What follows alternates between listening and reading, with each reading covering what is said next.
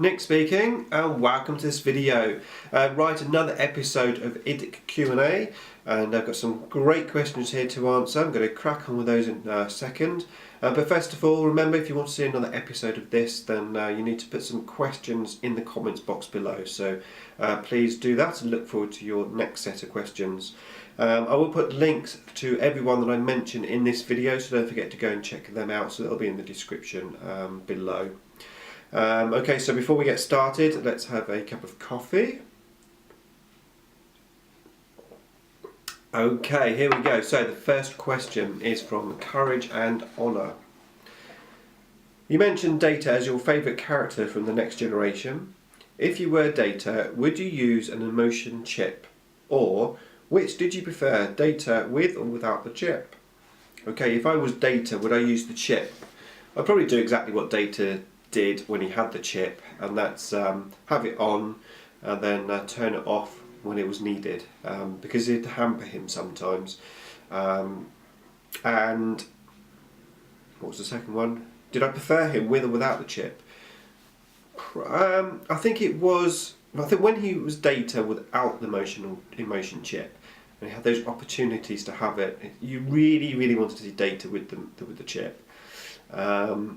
But then when he got the chip, I don't know, it did change him quite a bit.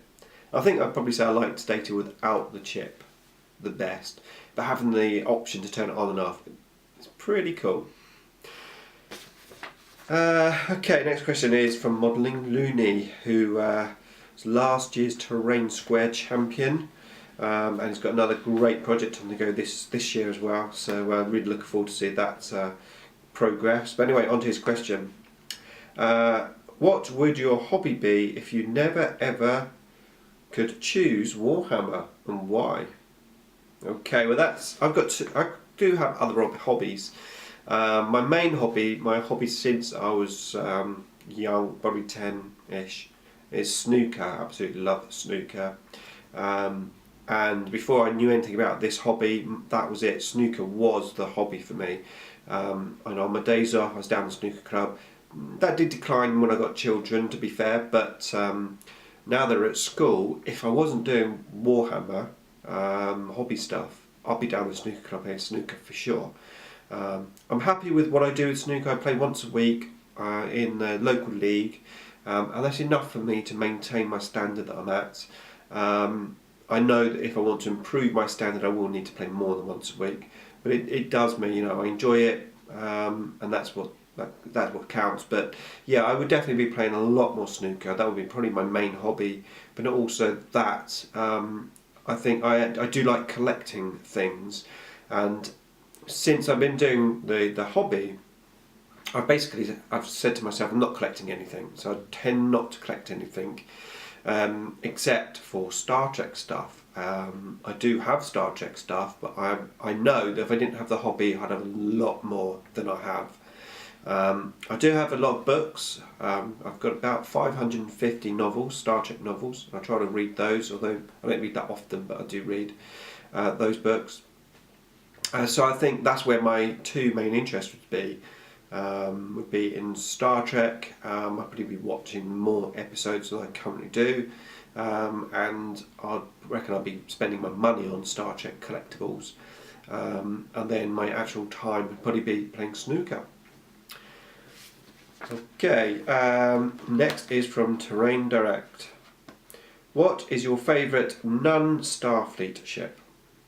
I think I will know the answer to this already, but you might surprise me here. Okay, let's see if I can surprise you.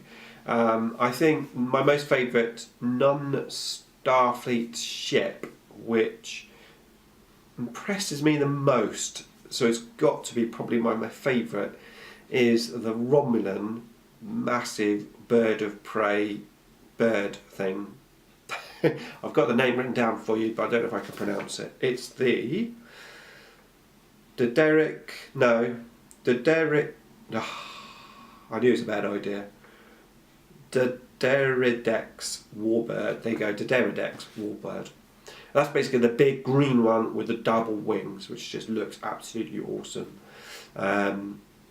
It's very impressive ship. So that would be my favourite ship, apart from, as I've said in the previous video, of course in the actual Starfleet, of course I like the original Enterprise ship. Okay, next question is from Family of Gamers 777. Where did you get that t-shirt from? This t-shirt here, which I've shown you loads of times, I'm going to show you again. Keep calm and consult the codex. This t-shirt was a total surprise to me. It came in the post and it was given to me by my very best friend, who I've known since she was about 5 and I was about 7. So quite a number of years ago. I'm not going to say how many because then you'll know how old I am. No, it was about 35 years ago. So yeah, I've just turned 43. But yeah, she's my best friend, and this turned up in the post. I was very, very chuffed with it, to be fair. Okay, next question is from Jameson Caine. Who would win in a hand-to-hand combat? A single unarmed space wolf, space marine, armed only with a blade weapon, or a single Klingon weapon, similarly outfitted? We have specifically said a space wolf, space marine, so I think I would say the space wolf would win, because to be fair, although Klingons are supposed to be like these like war bands, war machines, fighting things, they don't really impress me when they fight, to be fair. No. So I think a space wolf would definitely win. Now if you had said a space marine, like an ultramarine, I'll put the Klingon down as winning that. Definitely. Yeah, especially if it was a Blood Angel space marine. Yeah. Next question is from Aceface. You don't use an airbrush at the moment. Have you any plans to try out an airbrush in the future? If not, why? Okay, absolutely true. I do not have an airbrush. I have no plans to get an airbrush in actual fact. There's many reasons behind that. One is, these are in no particular order, but there's the cost of an airbrush. And I know you can get some cheap ones, and to be honest, I don't know exactly how much airbrushes are, but I know you need the brush and a compressor, if I'm not mistaken, and that would be my main issue actually. Having the compressor would be, as far as I'm aware, I'm like, again, I could be wrong, I don't know, but I think they're fairly big. I don't really have any room for one. So money and space. The next is, don't think my wife would be very happy if I got one. Then after that would be cleaning it. I don't think I'll go through the hassle of cleaning it. No, I'm too impatient. Filling it up with your paint, then paint, then you want a different colour. So you've got to clean out that paint you've just used. So you put a new colour in and then do it. So that doesn't interest me, the cleaning of it. Give me a pot of water, clean. So that's that. Plus, ultimately, I really enjoy my paintbrushes. I find, I don't find, because I've never used an airbrush, but I think I wouldn't find it as enjoyable using the airbrush as actually physically having my brush and using it. And ultimately, I'm not saying I would never use an airbrush, because maybe I will one day, but I do want to maintain, I want to improve my standard with a paintbrush. I think I've improved over the last few years, and I know that I've definitely got room for, to improve even further. So maybe when I get to the standard that I ultimately want to be at, then I might consider an airbrush, but it's definitely not in my plans. And when I look at miniatures, I don't actually like the look of airbrush miniatures as much as hand painted miniatures. When I look at hand painted miniature, I look at it and I just see art, I see time spent on it. And when I look at an airbrush mini, don't get me wrong, it looks fantastic, it looks good.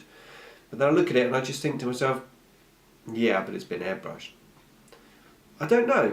I mean, I can see the value of base coating an airbrush with an airbrush, because I mean, say I had my Wraith Knight, it took me quite a number of hours to base coat that purple. So I can see an airbrush could be quite useful for that. But that doesn't make me want to go and guess an airbrush. And on the other side of the coin as well, all of my armies are painted by hand.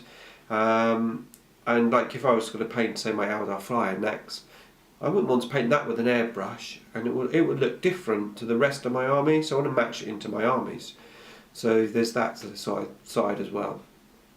So I will state actually quickly here that I'm not saying that using an airbrush is not skillful, because I believe it's just as skillful as using a normal brush. It's obviously got its own techniques, its own variants and techniques and skills, etc. So, I'm not pushing down any airbrushes at all. It's a totally different skill set. Just personally, I prefer using my paintbrush. Yeah. Okay, next question is from Martin McNeil. I know you play snooker, so what is your best break? That is a good question, and the most common snooker question. For anyone who doesn't know what snooker is, because I know in some countries you don't have snooker, I think everyone knows pool. Snooker is basically a bigger table than pool.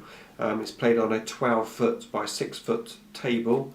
It's got a slightly different rule set. You've got reds, which are worth 1 point, and you've got colours, which 6 colours, they're worth different points. You have to put a red, and then you have to put a colour, and then a red and a colour, until they're all gone. So just a quick explanation. But yeah, my highest break is 83. I've had many breaks over 50, various 50s and 60s and 70s.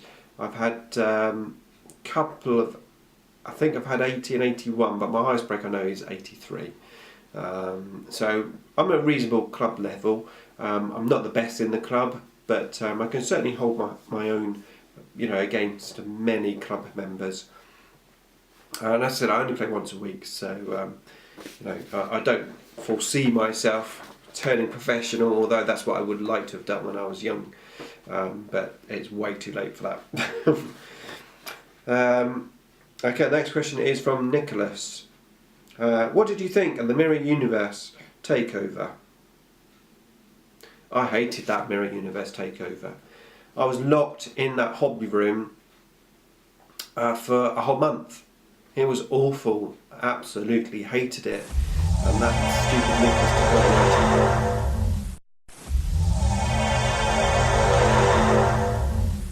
Nicholas speaking. Yes, I am back. There's no way I was going to let that stupid Nick answer the question about the Mirror Universe.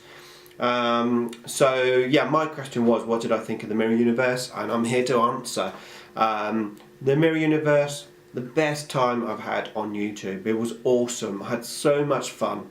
I think Nick secretly liked it. I'll tell you why. Because if you go to his homepage and look right at the bottom of the homepage, he's actually got a playlist of the Mirror Universe takeover. Now, if you haven't seen it already, if you're new to Nick's channel, I seriously suggest you go and check it out. Yes, it was a competition series, and the competition's over, but it's an awesome series, and I had so much fun making it. I put so much time and effort into getting the special effects in there, and I think you would really enjoy it if you watched it. It also helped bring out a new side to Nick's universe, bringing over from the Mirror Universe. So yeah, go and check it out. I do some crazy stuff in there. I put my son in the agonizer. I put my daughter in the agonizer. I end up killing my daughter in the series. I had great fun. It was really good. My best time on YouTube for sure. Yeah, but I better get back, because I know you're here to watch Nick rather than Nicholas. But I know you like it better when I'm here. But let me get back, and I'll let Nick answer the rest of the questions. Computer, want to beam back.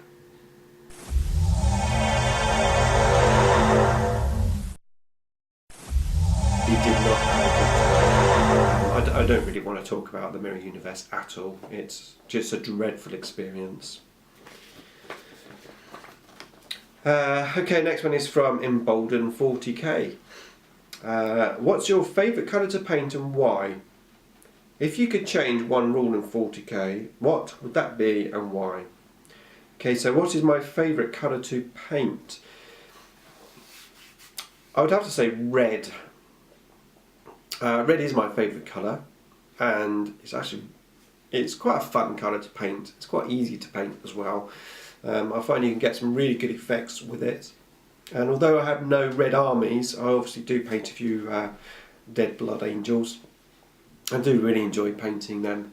And I've got nothing really against blood angels. I know that I have this little banter about it, but you know, I've just been playing against blood angels for many years. You know, every time I battle, I'm killing blood angels pretty much. So, but I don't dislike blood angels or the codex or anything. So, not saying I love them, of course, especially Stephen Sayer's blood angels. Yeah. No, I hate blood angels. What am I talking about? Yes, okay, blood angels. No. Red. Yes, red. I like painting red. If you could change one rule in 40k, what would that rule be and why? Okay, the one rule that I totally dislike at the moment, it may be different when I start playing with Space Wolves, but as a Xenos player, there's nothing worse than they shall know no fear. Why do they get that? I hate that rule. They don't run. I hate it. It's an awful rule. It makes them so good. And my little creatures run off the table, run off the board. Can't, you know, when they difficult to regroup, and then when they do regroup, they can't do anything. They only consolidate. Space Marines can just regroup, move, shoot, assault. Yeah, I don't like that rule at all. I'd change that rule. Space Marines know fear.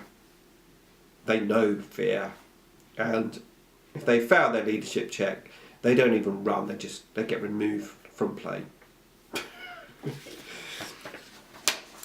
Next is unkhter,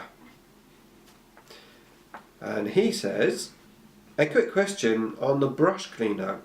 Do you use it after every paint job, or just rinse the brushes with water and use the cleaner periodically, weekly or monthly?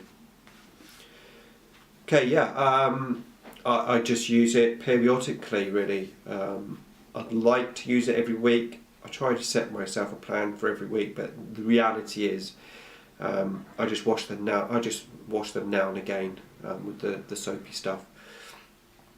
So usually just use water, and then occasionally I'll get the paint brush cleaner stuff out, probably once a month, which probably is not enough, but that's what I do. I've already said I'm pretty lazy actually when it comes to cleaning the stuff and that. You know, I just want to get on and paint it, and that's it.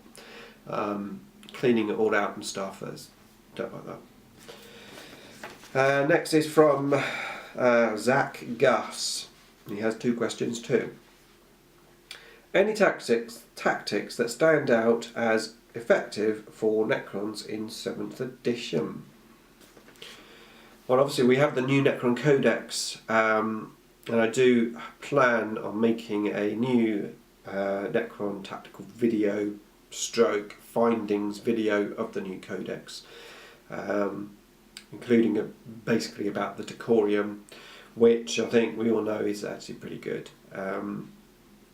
Yeah, it's quite surprised actually. I watched a battle report. I think it was either Striking Scorpion or or Mini Wargaming, I can't remember, but I watched one of the battle reports with Necrons, and boy did they get some hate in the comments box. I was quite surprised actually.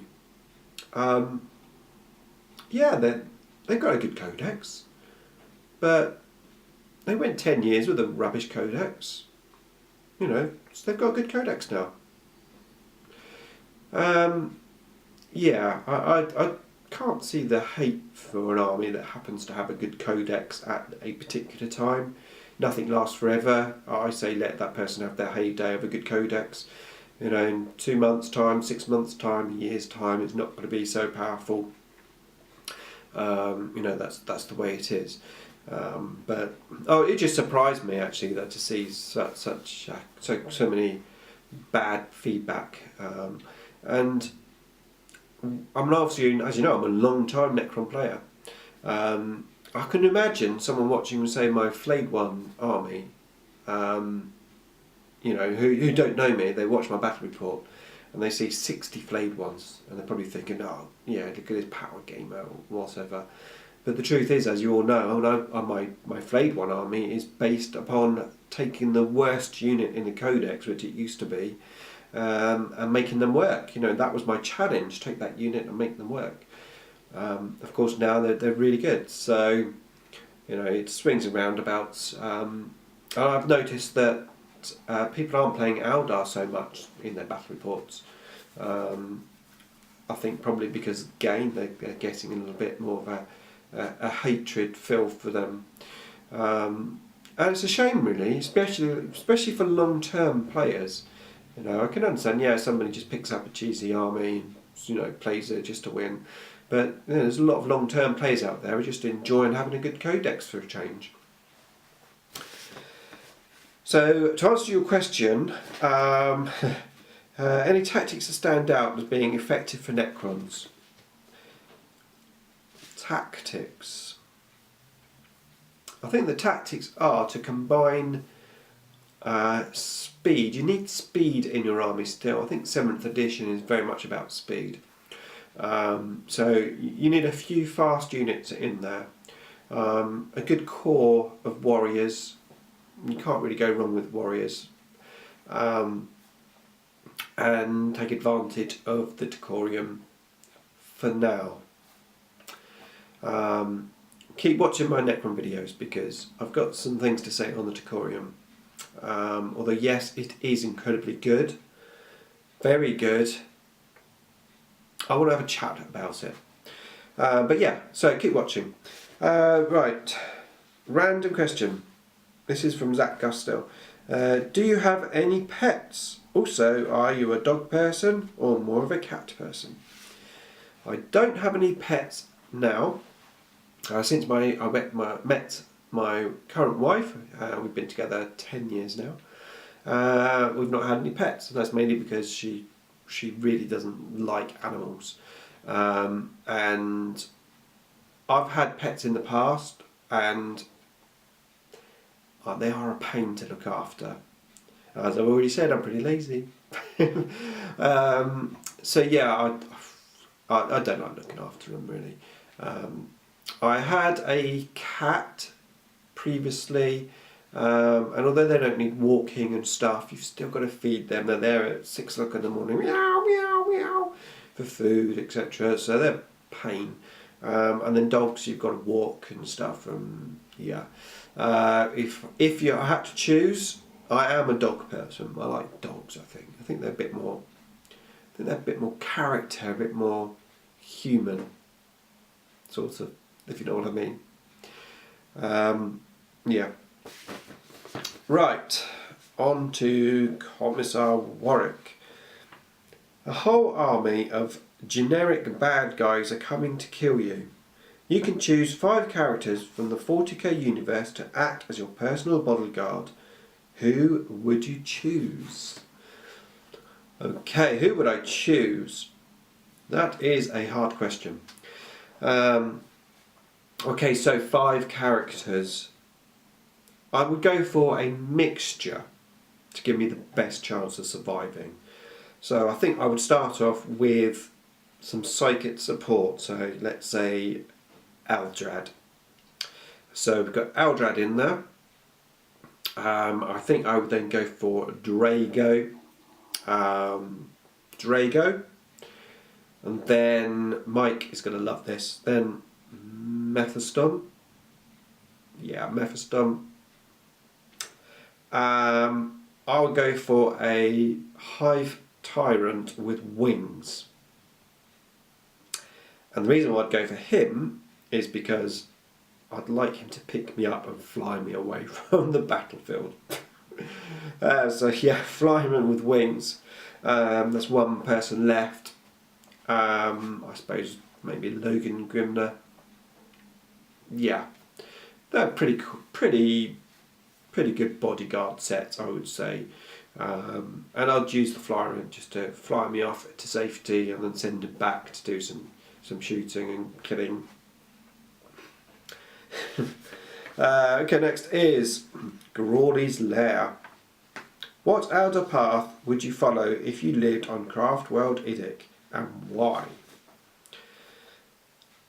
I would say fire dragons. I'd be a fire dragon.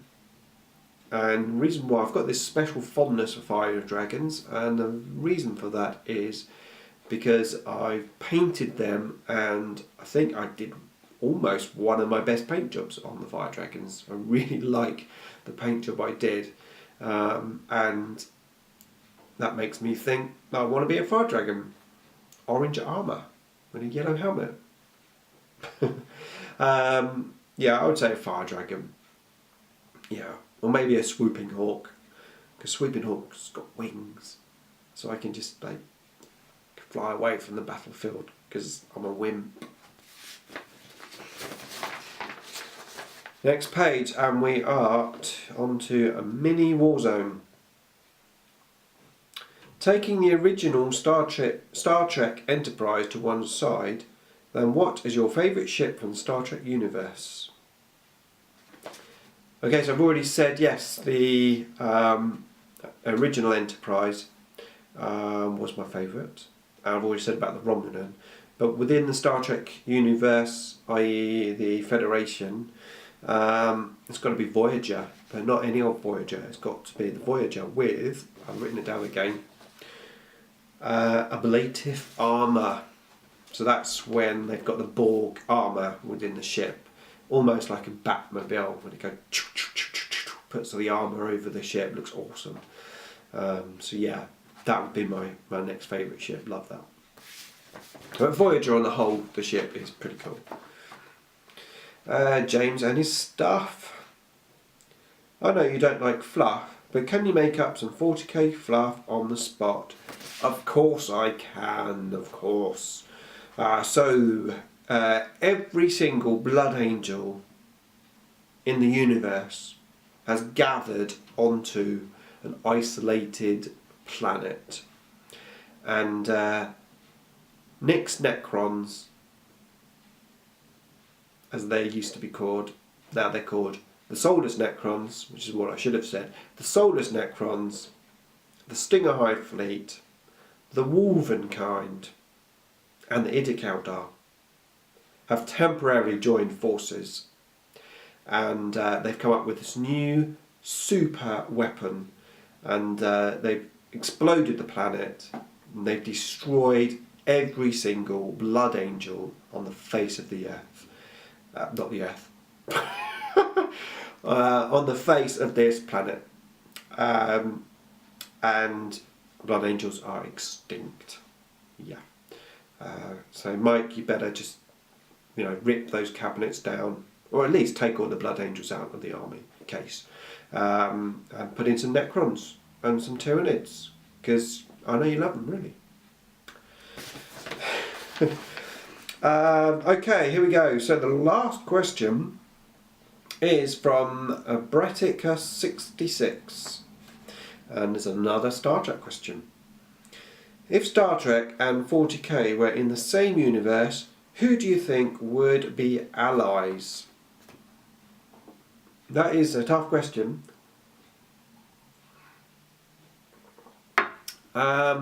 Okay, so I would say that the Federation of Planets, Starfleet, would probably ally with Space Marines, in particular Ultramarines. I don't think they'd ally with the others. Space Wolves, no. I think the poster boys, Ultramarines, would join the Federation. I think that Cardassians maybe would join with Tau, because Tau are a bit sort of like Breen, the Breen. So I think they might join. Yeah, that's a tough one, a tough question. Yeah,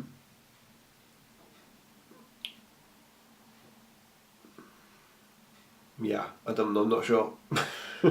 I'm not really sure, to be fair. I think most of the 40k armies, factions, probably wouldn't ally very well with Starfleet, and probably wouldn't ally with any of the alien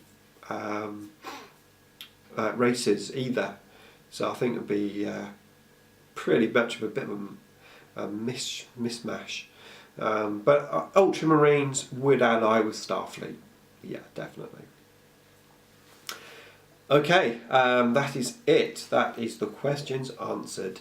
Hopefully you enjoyed the video. Hopefully it was fun. I try to make it fun as I can. Really enjoy doing these Q&A, so please put those questions in the comments, and maybe we'll see another episode. Okay, that's it from me. As always, thanks for watching.